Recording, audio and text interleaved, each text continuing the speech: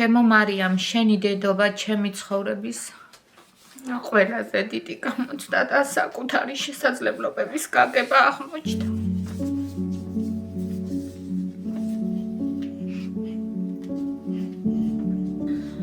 და გინდათ რომ თქვენი შვილისთვის გეთქვათ? კი. რო ვარ ძლიერი დედა.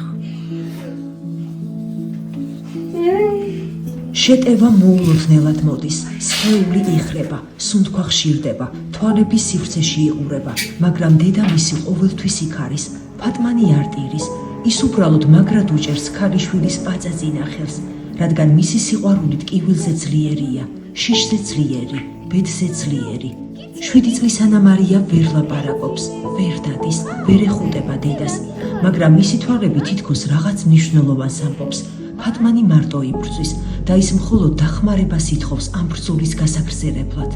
სასურსათო პროდუქტებს, საფენებს, მაცივარს, სარეცხ მანქანას, მარტივ ნივთებს, რომლებიც სიცოცხლეს ქმნის, სიცოცხლეს. თუ თქვენს გულში სითბოა და ეს პატარა გოგონაც გაათბოს, მიეცით მას სუნთქვის საშუალება. გადარიცხეთ ნებისმიერი თანხა ჩერნოვეცკის ფონდის ოფიციალური საიტის მეშვეობით.